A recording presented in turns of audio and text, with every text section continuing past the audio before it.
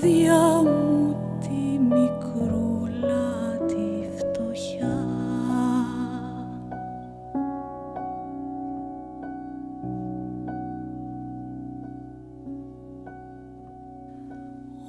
Όνειρα τρελά που πετούν στο κύμα πάνω φτάνουν στην καρδιά και τα νιάτα μας ξυπνάνε όνειρα τρελά και οι πόθοι φτερουγίζουν σαν πουλιά.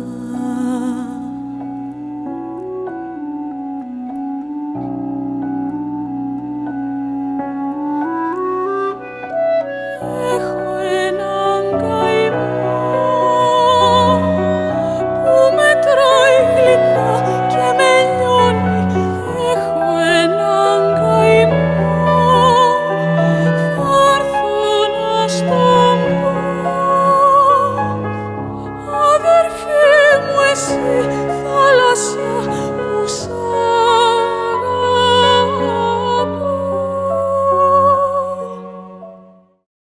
Le passage du Nord-Ouest, la voie la plus courte entre l'Europe et le Pacifique. Une route cependant bloquée par les glaces de l'Arctique. Plus de 40 expéditions ont tenté de le passer, sans succès.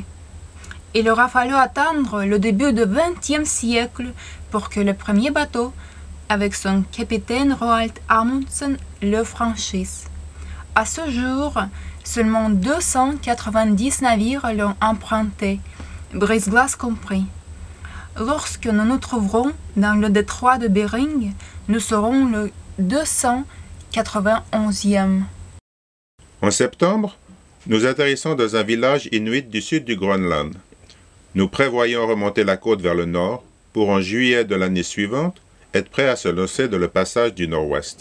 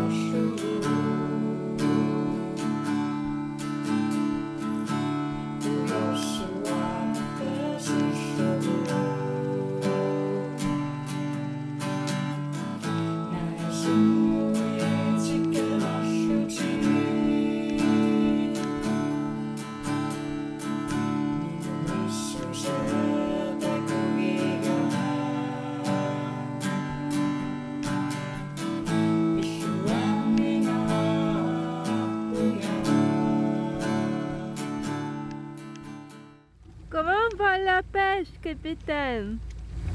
On vient de commencer là, il n'y a pas grand-chose. Alors de la patience.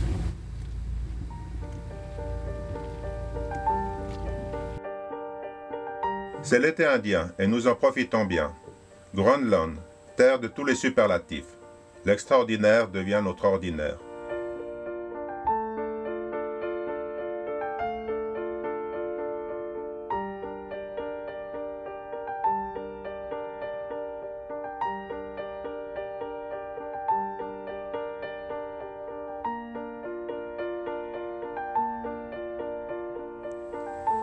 Nous essayons de maîtriser notre nouveau jouet.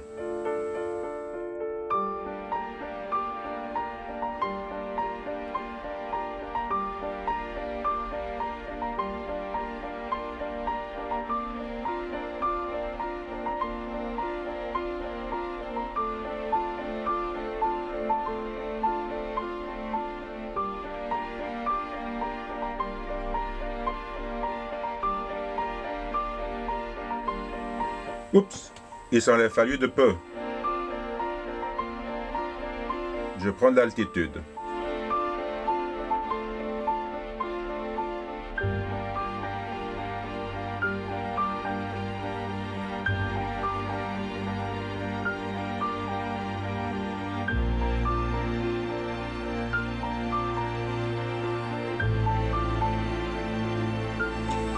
T'es trop bas.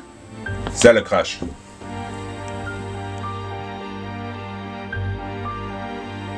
Recommençons par un vol stationnaire. C'est parti. Séquence découverte.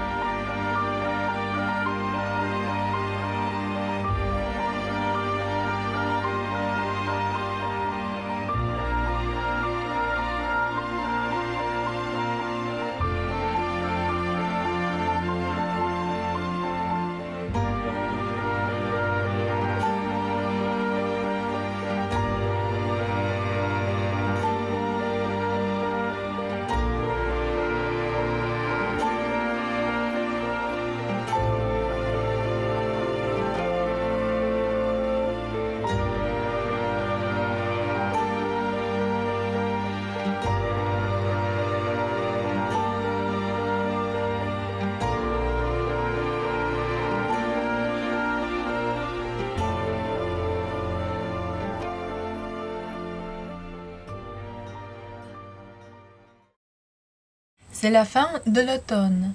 Soudainement, le fjord s'assombrit alors que nous l'avons presque oublié, l'hiver d'un seul coup s'impose. Une remise à l'ordre pour rappeler que nous sommes bien dans l'Arctique.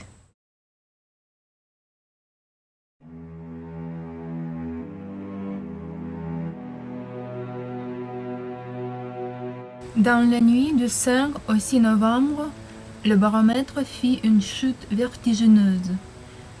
Il en découla un blizzard avec des rafales à plus de 60 nœuds. À 15 heures, une première haussière frappée à terre se brisa. 4 heures plus tard, une deuxième lâcha. Le voilier partit dans les enrochements. Au cœur de la tempête, l'ancre tenue, et nous réussîmes à le renflouer.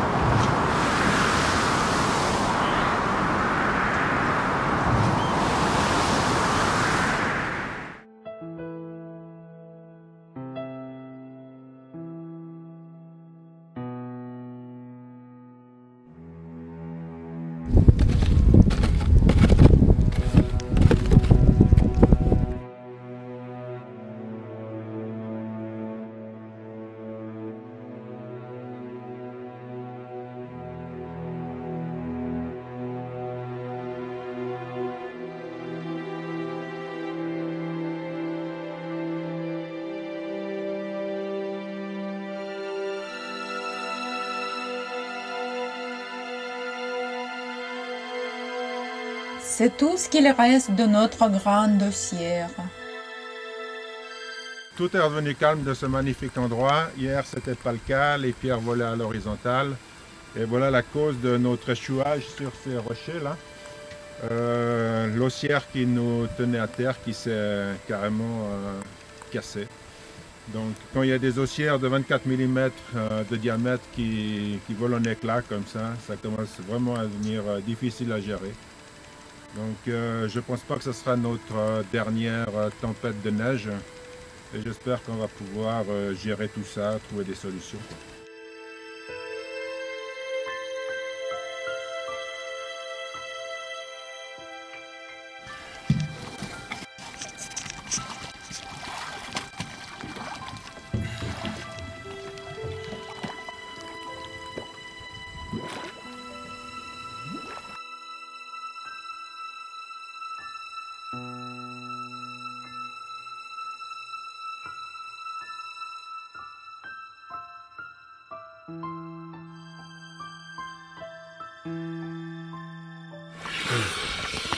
Oh, c'est réparable, hein?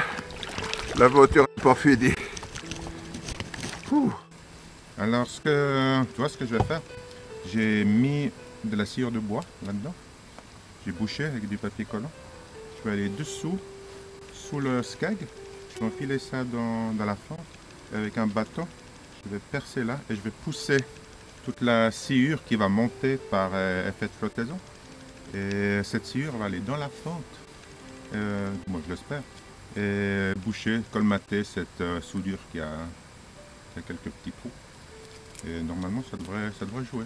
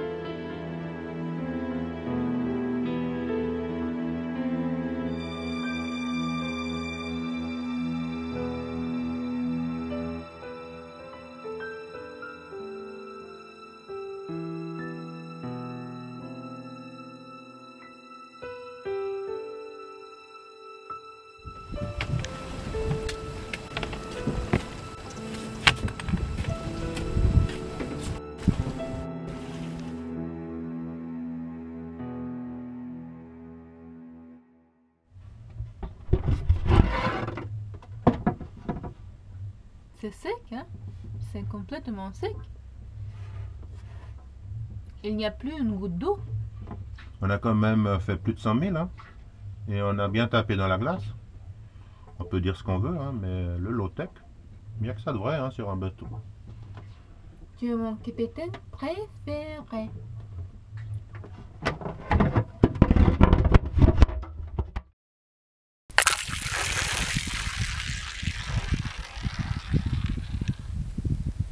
Le fjord se fige. Nous rentrons dans un monde solide. Le froid est sévère. Alors pour nous réchauffer, nous marchons. Marchons.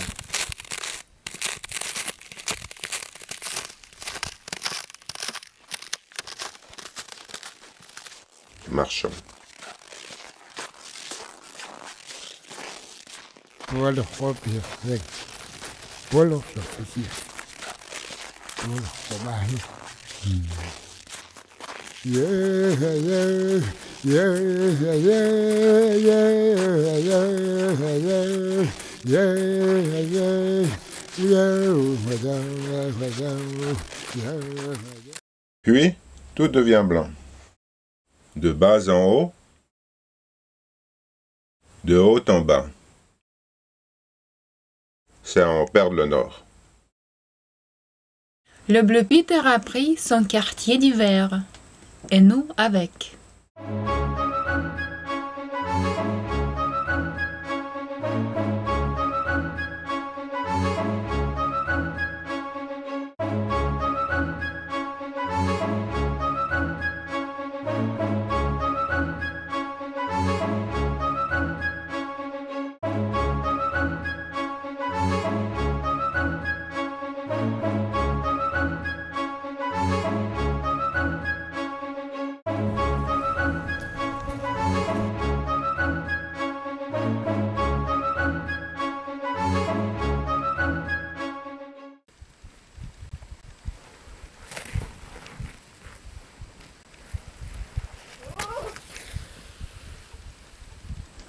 L'hiver passe, partagé entre découverte des montagnes et vie sociale.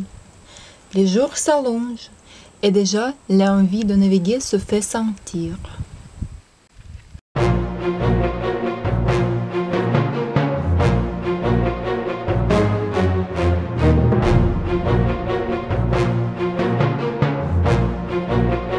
Mi-avril, le port est bouché par la glace. C'est la débâcle.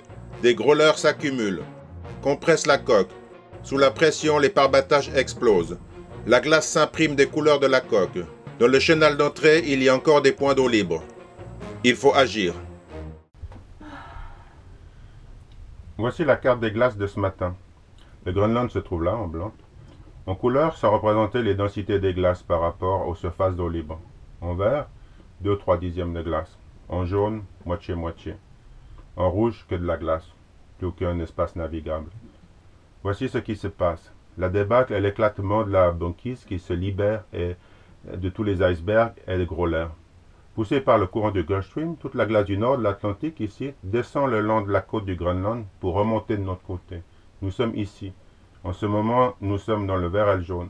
Dans 1 à 2 jours, nous serons dans le rouge. Et ceci pour 1 à 2 mois.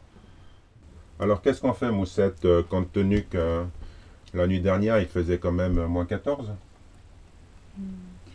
2 mois bloqués par les glaces. Après, nous serons à court de temps et allons manquer tous les petits mouillages sympas. Regarde le thermomètre, il indique déjà moins 6. C'est le printemps et nous allons vers les beaux jours. Alors, je pense qu'il faut y aller. Ok, on y va, on prend la mer. 4 heures du matin, moins 15 degrés centigrades. Il nous faut à tout prix sortir de ce guêpier. Les coups de butoir ébranlent la coque, résonnent dans les falaises proches, reviennent à mes oreilles rongées par le froid. La glace cogne, craque la carène. Sans vergogne, j'épuise mon capital adrénaline. La marche irrépressible vers le nord par instant se matérialise. Elle devient au moins la poussée d'une barre, comme une force venue de l'intérieur qui balaye tout à l'abîme. La glace cogne, se resserre, se dresse. Depuis ce matin, je ne rêve plus. Je vis.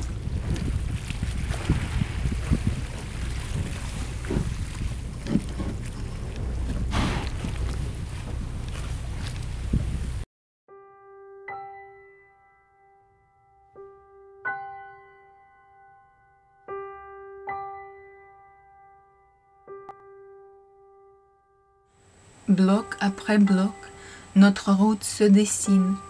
Nous progressons. Les grôleurs craquent et s'entrechoquent macabrement. La glace paraît chanter sa propre mort.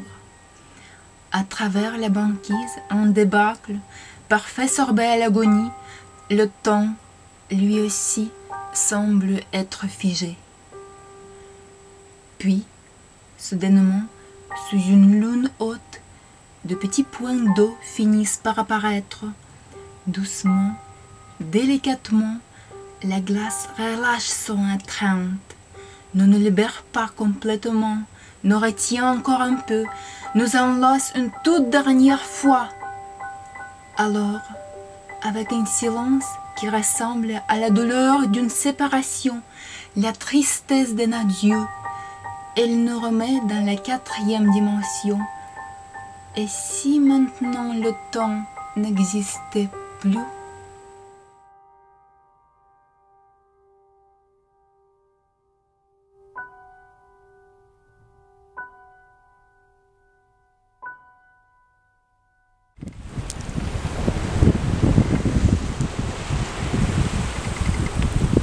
À force de faire du nord, nous avons rattrapé l'hiver.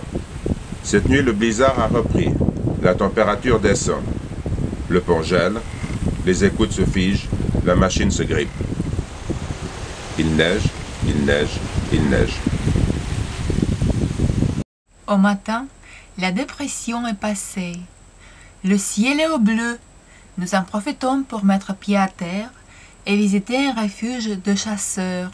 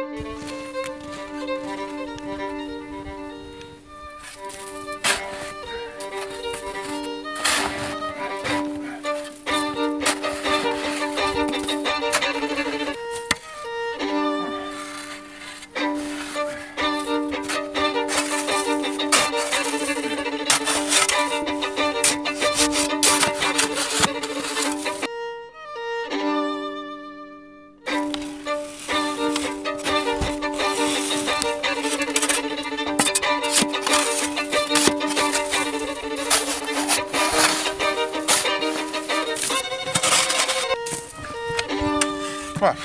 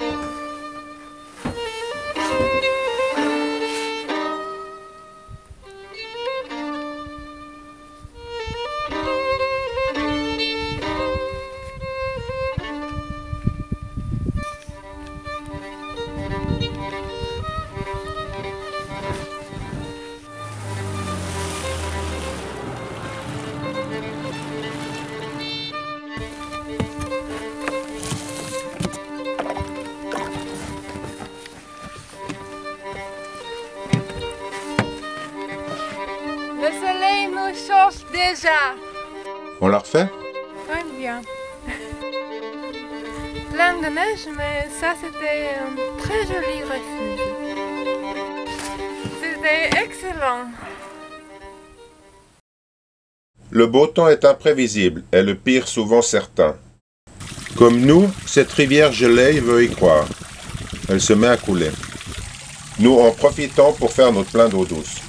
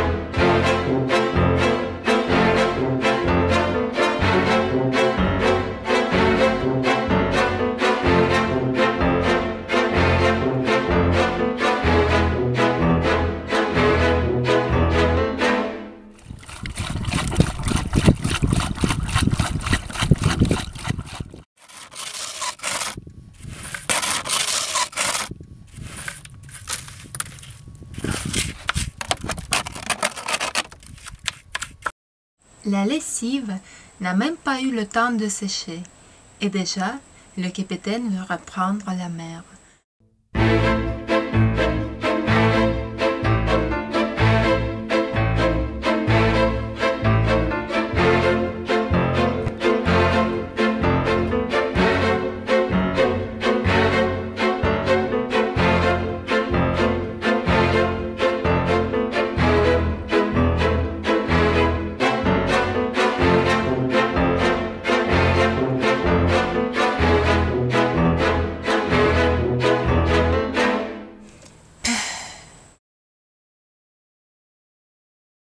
Minuit.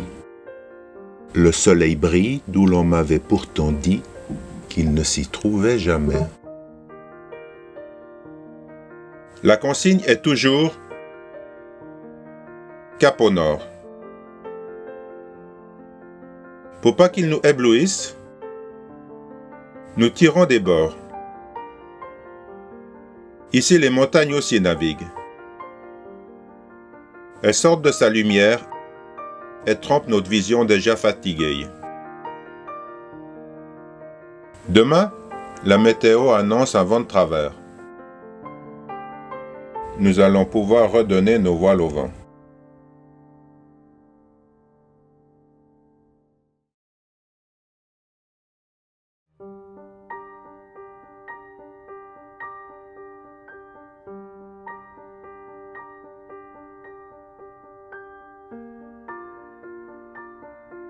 Nous sommes en juin, le soleil ne se couche plus.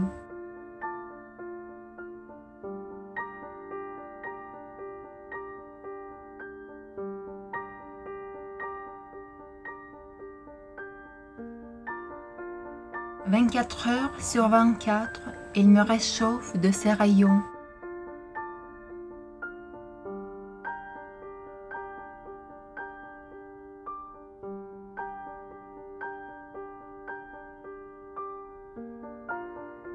L'hiver est derrière, le blizzard encore plus loin à la suite.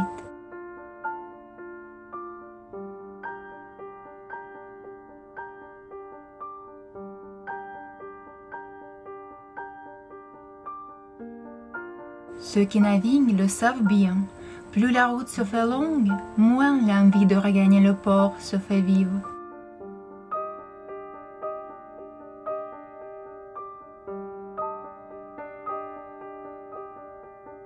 J'ai l'impression qu'un air chaud enjôle mon corps.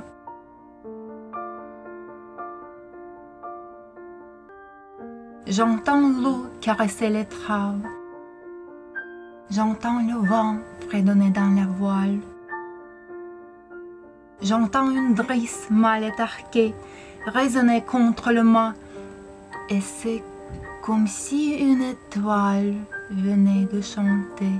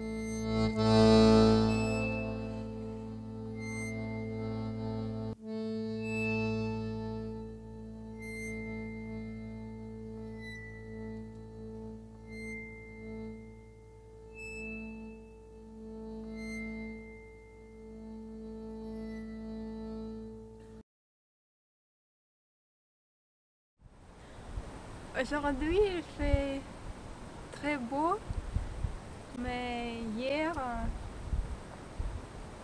c'était pas le cas. Nous sommes venus de là. Nous avons passé dans le plein brouillard, coupé au couteau entre tous ces icebergs. C'était impressionnant de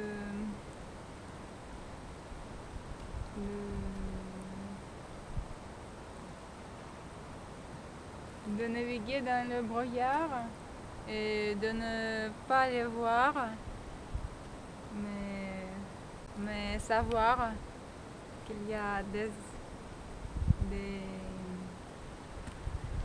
qu'il y a ces gigantes,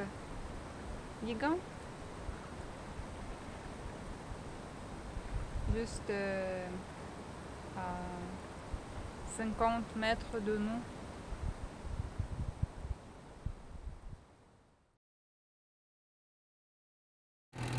Là-bas, là, plus à droite. Ouais.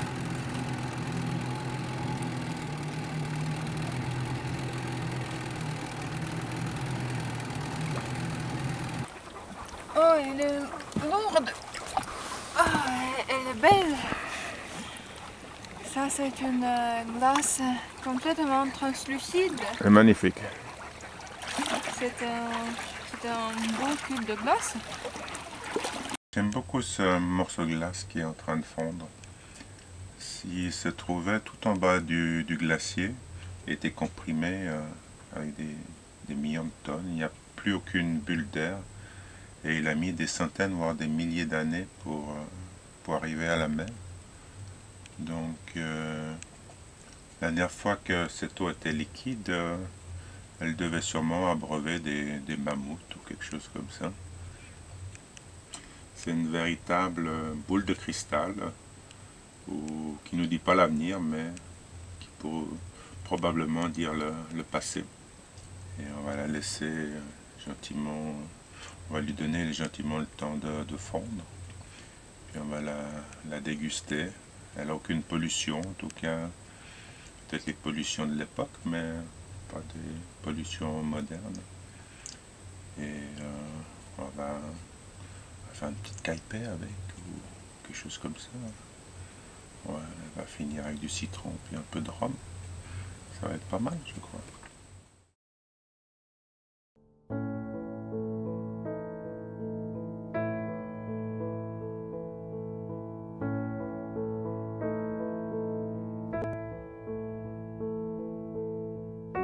« 71 degrés nord. Nous montons en latitude. »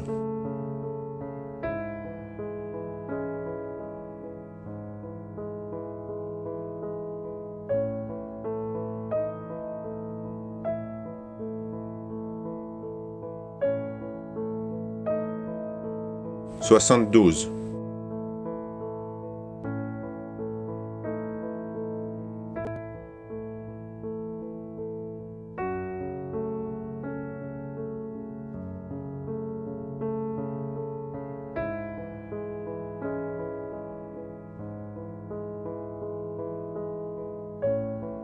« 73. »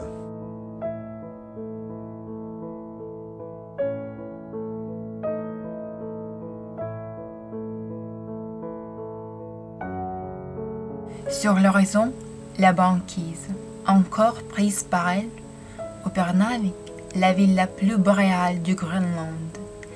Elle sera notre lieu de départ pour notre traversée de la mer de Baffin et point de départ de notre périple dans le passage du Nord-Ouest. Mais ça, c'est déjà une autre aventure.